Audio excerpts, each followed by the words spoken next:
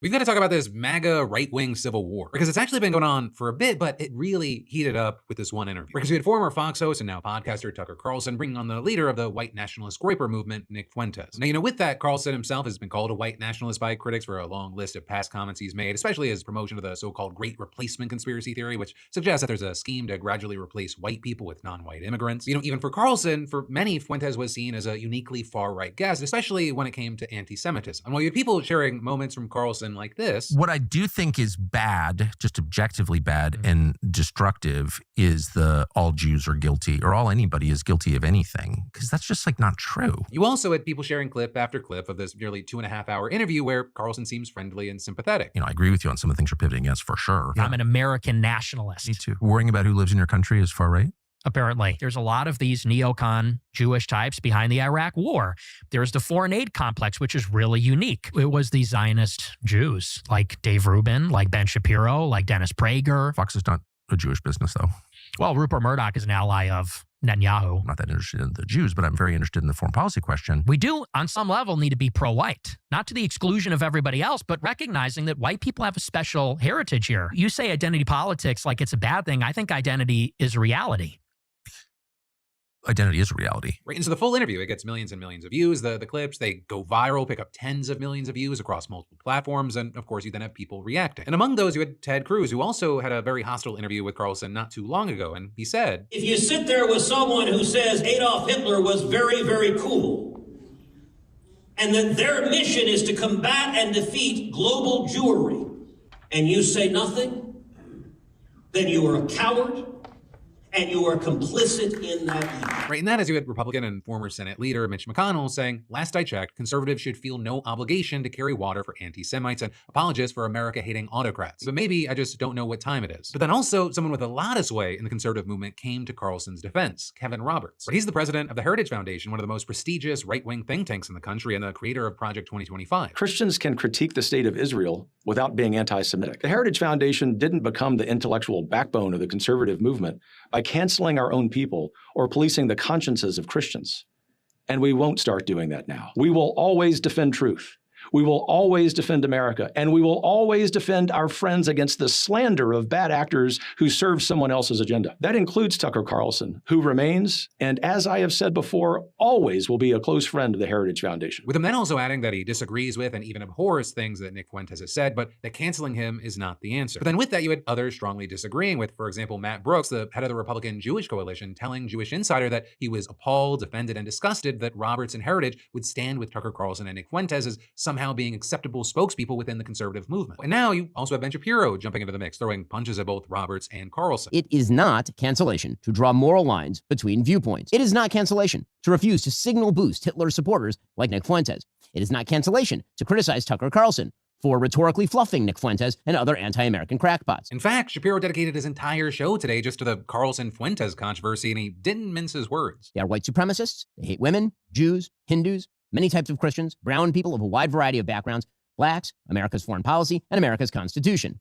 They admire Hitler and Stalin. With Shapiro then warning that they're now being normalized within the mainstream Republican Party, and then adding, the main agent in that normalization is Tucker Carlson, who is an intellectual coward, a dishonest interlocutor, and a terrible friend. Now, with all this, for context, Shapiro's involvement here, it is likely something that he would already do, but also it is personal. Right? He's fought with Tucker and Fuentes before, but they also brought his name up a lot during the interview. Right? With Fuentes saying that he was actually a fan of Shapiro by the time that he went to college in 2016, having befriended many writers from the Daily Wire and getting cultivated as an up-and-coming right-wing debater. But then, according to his account, they first butt heads over Israel. I tweeted to Ben Shapiro. I said, I've never seen anything on the Daily Wire that's actually critical of Israel. He quote tweets me and says, to accuse a Jew of dual loyalty is the surest sign of anti-Semitism. So then I put out another tweet similar. I said something like, if you're China first, you should live in China. If you're Mexico first, you should live in Mexico. If you're Israel first, maybe you should go live in Israel. And again, he quote tweets me and says, you're an anti-Semite. So you're an 18-year-old college freshman, you're clearly talented and you're engaged, you're really interested, and you ask not crazy questions, like, what is this? Mm-hmm. And rather than explain it, they just call you a racist, call you an anti-Semite. And so he claims that after a few months of what he said was just asking questions about Israel, he was finally excised from the movement. And with that, he claimed that the Daily Wire was pivotal in blacklisting him. This even though, in his words, and not to be that guy and say that thing, but like my best friend is a Jewish person. Right, but on his show today, you had Shapiro going on the offensive, playing a series of clips meant to prove that Fuentes' beliefs extended far beyond just innocently questioning U.S. support for Israel. With Shapiro playing clips where it appears that Fuentes is saying that women actually want to be raped, instructing his followers to kill, rape, and die in his name, oppose civil rights for women, arguing that Jim Crow wasn't a big deal and was actually better for black people, stating that racism is justified, questioning the history of the Holocaust, and calling Hitler really fucking cool. Hitler was a pedophile and kind of a pagan. It's like, well, he was also really fucking cool. Though also with that, you had people defending Fuentes kind of landing in three camps or in a mishmash of them. Right? Some seeing those clips and just saying base. To others have said some of these are not recent takes, and others saying that they're out of context. But then with all this, you had Shapiro turning to Carlson, with him playing a series of clips where Tucker apparently defends Vladimir Putin, defends the Venezuelan president Nicolas Maduro, gives a softball interview to the Iranian president, downplays Hamas, and ties Jeffrey Epstein to the Israeli government. And with all this, you had Shapiro pointing out that Carlson also recently interviewed Candace Owens, who herself hosted Nick Fuentes before that, and arguing that this is a pattern. You bring your dirty, ugly ideologies to Tucker Carlson's rhetorical car wash.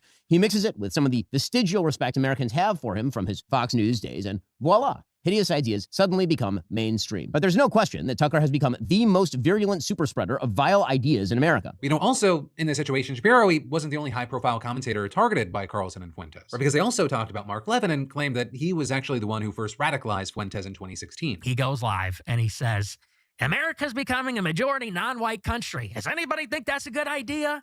And I was thinking to myself, yeah, that actually doesn't sound so good. Right now, while speaking before the Republican Jewish coalition, you had Levin shooting back at them. For 6 months, I've been fighting these bastards, whether it's Tucker Carlson or whether it's Nick Fuentes, and I've been looking over my shoulder looking for help.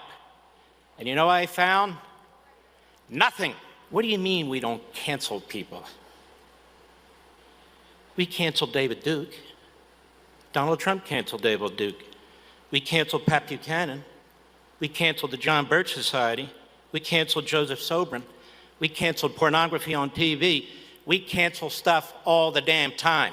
Hitler admirers, Stalin admirers, Jew haters, American haters, Churchill haters. You're damn right we're going to cancel them and deplatform them. And then, you know, there were also others who got caught in all this. Not just Ted Cruz, but George Bush, Mike Huckabee, John Bolton, and others getting lumped together by Fuentes and Carlson as so-called Christian Zionists. And with that, you had Tucker in particular accusing them of heresy and saying that they've been infected by the brain virus that is neoconservatism. You know, for now, we're going to have to wait to see what happens. Yes, in the long term, but also even just this week. For the Carlson-Fuentes interview kicked things off. You now have Shapiro, but there's going to be a lot more back and forth happening. Though again, it didn't all stem from this podcast. These fissures, they've been widening for months now, if not years. Though arguably, I think the biggest mover in the last year or so has been what Israel did in Gaza. Lots of hearts, minds, opinions, viewpoints have changed. But again, that's just one aspect of a multi-front issue. And so with all this, as we wait to see how this MAGA civil war plays out, I'd love to know your thoughts, opinions, and reactions here. And then there's more we're going to dive into in just a minute. But first, let me say, you know, between gas, groceries, gifts, and the unexpected, holidays are basically a financial endurance test. And that's where today's sponsor, Upside, comes in clutch all season. Upside's the free app giving you extra cash back on everyday purchases like gas, groceries, and eating out, because holiday survival shouldn't require a second job. Open the app, claim an offer, pay like normal, follow the steps, and boom, money back. And it's real money, not like points, credits, or mystery tokens that you'll never use. And Upside works with over 100,000 gas stations, grocery stores, and restaurants, so you're saving whether you're on a road trip or just avoiding cooking. Users also earn up to 3 times more cash back than other programs, and together, they've already gotten back over $1 billion. Right, last night I was at 7-Eleven filling up, and I saw the Upside offer for 10% off per gallon. It saved a few dollars right there. And so, you know, this app, it gives your wallet a reason to smile this season. Y'all, Upside has given back $1 billion to its users, and to find out how much you could earn, just download the free Upside app and use promo code DeFranco to get an extra 25 cents back for every gallon on your first tank of gas. That's an extra 25 cents back for every gallon on your first tank of gas using promo code DeFranco. But the next up in the news, let's talk about MAGA world losing their minds this weekend over this picture. Because you've got a bunch of teachers from Tucson wearing bloody t-shirts with the words "problem solved" for Halloween. And to many MAGA, this was a clear reference to Charlie Kirk. And it really seemed to kick off when you had Andrew Colvett, a spokesperson for Turning Point USA, writing, "Concerned parents just sent us this image of what's believed to be teachers mocking Charlie's murder. They deserve to be famous and fired." With then other conservative leaders like Florida Governor Ron DeSantis then piling on and tweeting. It's been really disturbing to see teachers across the country glorifying a murder just because they disagreed with the victim. Except, here's the thing, there was a major problem, and that actually ends up being a pun, with this narrative. Because it turns out it wasn't a reference to Kirk at all. With Vail School District Superintendent John Carruth quickly putting out a statement denying that and saying, "We want to to clarify that these shirts were part of a math-themed Halloween costume meant to represent solving tough math problems. The shirts were never intended to target any person, event, or political issue, with them then going on to say that other descriptions of this were false claims and unequivocally untrue. Though you also saw Kareth trying to be a bit diplomatic and saying that he understood how the image could come off badly and that we are, quote, truly sorry for the hurt or upset it has caused. So that also is there was other evidence that this wasn't a reference to Kirk, such as the fact that the teachers wore the exact same thing last year, as many on social media pointed out. But of course, since this all went viral, the district and the individual teachers, they've apparently been getting harassed, leading to demands that Colvett and others apologize for getting it so wrong. And after seeing the evidence contradicting the claims that this was a Kirk reference, Colvett appeared to double down and wrote, "We've seen enough evil since Charlie's murder that I'd actually be relieved if this isn't another example. That being said, it's a very weird costume for teachers in general, but after what happened to Charlie, I'm absolutely floored they wore it again. I do not believe for a second that all of them are innocent. Some probably are, but I believe others knew exactly what they were doing." However, it looked like other TPUSA members were more apologetic, with, for example, Blake Neff, a producer for the Charlie Kirk Show, writing that he realizes his proximity to the assassination makes it far more likely to see references to it, even if there wasn't one. But also, considering the evidence that the shirts were worn last year, he didn't feel like it was right to keep his criticism up. That said, though, some MAGA people, they're outraged, and they've kind of moved the goalpost slightly, and they've written things like, "The school district claims these teachers wore the same exact shirts last year. I'm skeptical, but okay, let's pretend that's true. How is it okay for teachers to wear these shirts just 3 months after the public assassination attempt of Donald Trump? It's not. It's abhorrent." And while you've had some agreeing with that sentiment, you've also had others saying that just sounds like someone trying to save face. But hey, yeah, this is a news show, but also it's a conversation, so let me know your thoughts, opinions, and reactions here. Then, next up in the news, I've got a fun little thing you get to stress about if you want. If you were like, man, there's not enough stress in my life. Because a new study has now linked regular melatonin use with the increased risk of heart failure. So one, we should talk about it because you're going to see this in the news, but also two, because if you're one of the millions of people who use melatonin all the time, experts say that you shouldn't panic,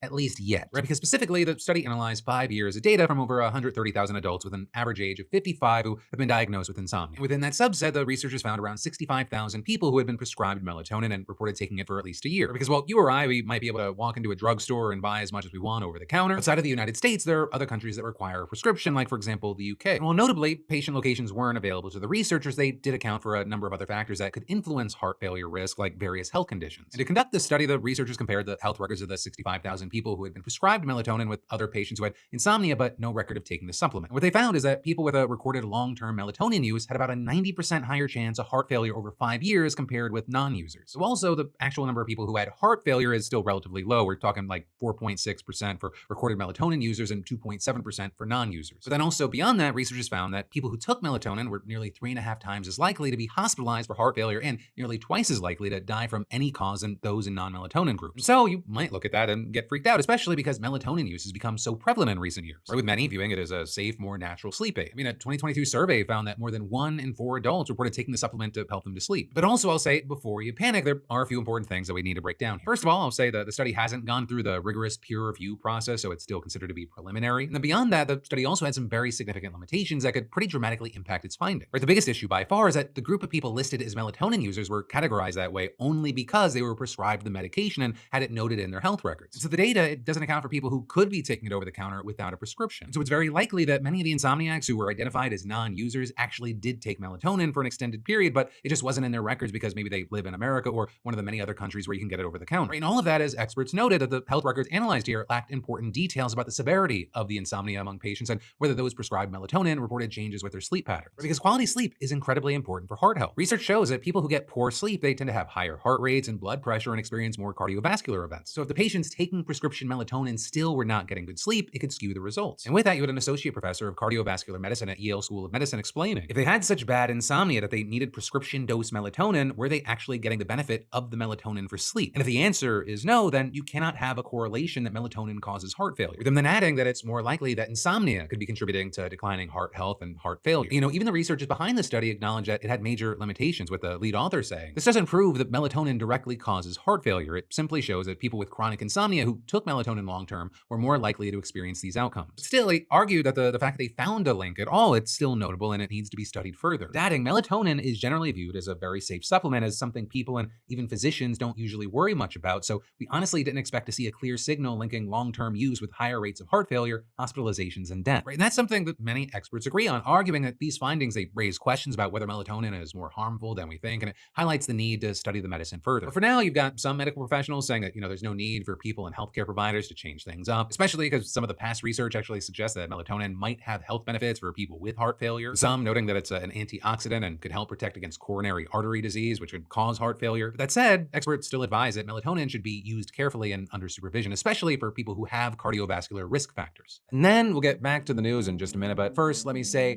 get in on this sale. Right now, over at beautifulbastard.com, I decided to just do the Black Friday sale now. So right now, if you go to beautifulbastard.com, pretty much everything's 60% off. So you can grab yourself maybe some graphic gear, flannels, a polo, the go anywhere pen, candles, there's a bunch. Also, just small warning, there is limited stock of this first push for November, so definitely grab what you want while you can. But then next up today, we've got to talk about how Peace President Donald Trump has now threatened to go guns a-blazing into Nigeria. And he said the reason for this is that thousands of Christians are being killed by radical Islamists and the government's doing nothing to stop it. Though that is, you have experts saying that the truth isn't that simple. Right, so Nigeria is an extremely diverse, multi-ethnic country, but in terms of religion, its population of more than 230 million people, it's split almost equally between Christians and Muslims, with Christians mostly in the south and Muslims mostly in the north. And as far as the killing, the worst of it has been concentrated in the northeast, largely thanks to the extremist group Boko Haram and its years-long campaign to build an Islamist state. But also here, while Christians are targeted, most victims of Boko Haram and other armed groups are Muslim, right, since that's the dominant population in the part of the country where most of the attacks are happening. Now that said, in other parts of the country, there have also been clashes between mostly Christian farming communities and largely Muslim herders. And so religion, it's definitely a factor, but the conflict is also driven by land and resources. And overall, the data seems to back that up, with the US-based Armed Conflict Location and Event Data Program finding that nearly 12,000 attacks against